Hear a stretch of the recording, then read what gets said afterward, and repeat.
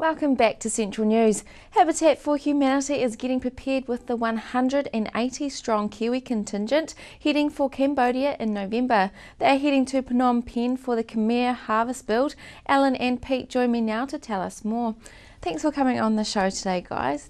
Now, Pete, tell us more about this trip to Cambodia with 180 Kiwis. Great. It's all part of our vision of the elimination of poverty housing globally. Worldwide, we now are building 70,000 housing outcomes per year. So what this is about is taking Kiwis over there and introducing them to work, letting them see poverty, experience it. We believe it's part of being the difference as well as just writing out checks to helping a charity. This is actually being part of the solution because when you're there and you experience the poverty, that's what it's all about. And it's about lifting the capacity of Habitat Cambodia to grow from doing 2,000 houses a year to many more. Because I understand that this project has been in the process for a couple of years now. Yeah. So, and it's not just about building the homes and everything else involved with it. What else is it? Ultimately, in terms of the elimination of poverty, you have to do things like livelihood. So we're actually building homes for people who live and work in a rubbish dump. So you can't just displace them from one location to another. We're actually putting a farm next door to the village we're building, which is a poultry farm, so they have a means of income to not only feed themselves with chicken meat, but actually raise funds so they don't go back, especially the kids, they don't go back to the rubbish dump as a lifestyle. That's fantastic that we're eradicating that poverty as much as possible. Yeah, and there's things that we have solar power panels on the roof which provides electricity because otherwise there isn't. There's rain-fed water tanks, be a community hall, so it can be used as a classroom, as a medical clinic. So really it's about improving their life in a holistic manner. And Alan, what inspires you most about Habitat for Humanity that made you put your hand up as a volunteer and a team leader? Perhaps like many of the other viewers, Katrina, I'd heard about Habitat for Humanity for many years. I've had different friends and associates that have helped out in some of their disaster relief work and been on some of their projects, some of their charity builds, and read about them in the newspaper. So I was familiar with the organisation, and I've known Pete for a wee while, so I knew a little bit about it. But when a friend of mine was doing the trip to Nepal last year, which was like the same build to Cambodia, large scale build, 350 or so volunteers, and when he told me he was doing that, I thought, that sounds so exciting. This is something that I should do. I believe I can do that. I'm your average Kiwi bloke, bit of a do-it-yourselfer. I can go and make a difference. So when he started talking about that, I got enthused. And I chatted to Pete, and then the Cambodia trip came up, and Pete said to me, well, Alan, what about doing the Cambodia trip? And I thought, okay, I think the time's right. It's right for me to do that. So I decided, I can do this, I can make a difference, I can help. And in further discussions with Pete, it was agreed that I'd be a team leader. And I thought, not only can I go along and be a part of the crew and make a difference, but I can actually help drive this thing along by being a team leader. And as a team leader, I get to recruit my team of 15. So that's my way of making a contribution. And I thought this is something I can do.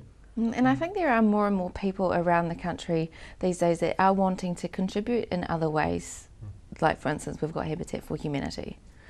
Now, Alan, tell us about the Khmer harvest build and how it is really going to help Cambodia. Ultimately, what we're doing is we're transforming the lives of those 20 families. And again, as I mentioned before, it's about the water and the sanitation. It's about taking them out of the rubbish dump. It's about giving them a form of livelihood as well as new homes. But it's also about lifting the capacity. So this build itself is about giving Habitat Cambodia the profile within their own country. So the government get involved. There's 350 volunteers total, of which our 180 Kiwi contingent is going to be half. So we've helped plan this alongside of Habitat Cambodia. But ultimately, their government gets involved, their corporates, their film stars, and it gets a lot of media attention there because what we're trying to do is give them the profile in Cambodia to help raise funds so that they begin to become self-sustaining. That's fantastic. And now, back to you, Alan, with your team, you've got 15 people you need to recruit, and I understand that your wife and a couple of your kids are involved with the team. How are you preparing yourself, your family, and your team for the trip? My main role at the moment, Katrina, is to continue to recruiting. I'm about 2/3 towards my target of 15. So I'm still promoting and trying to communicate that enthusiasm so I can get other people on board. I found with my family, I said I was going, and then it wasn't too long before my wife said, yeah, well, she'll come too. And I thought, well, I won't push my boys too much.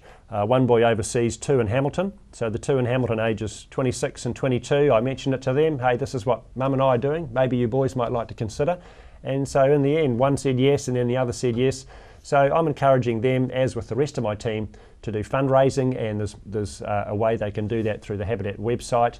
But mainly it's just keeping people in touch. So the team members that I've got and the people that are interested, indicated an interest, I'm keeping them in touch with Habitat, acting as a go-between with the information. So that's my main role at this stage, is to build that team up, keep them informed, keep them enthused, and when necessary help them with any practical things. That's fantastic, and it's great that your family's getting together and doing, experience Cambodia and helping out in this way. Now, we're running out of time, but I understand that Habitat for Humanity, not just doing things overseas, but also in our own country, and I understand that volunteers are going to be heading down to Christchurch. Can you tell us more about that? Sure. We have 1,000 people who have registered interest to us to go down to Christchurch. We're setting up a volunteer base down there, so a couple of houses we're doing up to actually be able to accommodate and feed the volunteers. We're looking at volunteers between 24 and 50 at a time over a 1 to 1.5 year project. So we're real keen for people to continue to register with us. Really, it's going in and helping the vulnerable. The government has actually, through CERA, the Canterbury Earthquake Recovery Authority, want us particularly to help rebuild and repair homes for the uninsured. That's their directive. We're down there to help the vulnerable. That includes the uninsured, doing repairs. So we can offer project management, free labor, and looking to other parties to come up with funds for the repairs. But it'll be a long-term thing, but we're keen to help Christchurch. It's great what Habitat is doing in our nation and abroad. Thanks, gentlemen, for coming on the show, and make sure people head to the website to find out more information about recruiting and about heading down to Christchurch as well. Thank you. Thank you very much.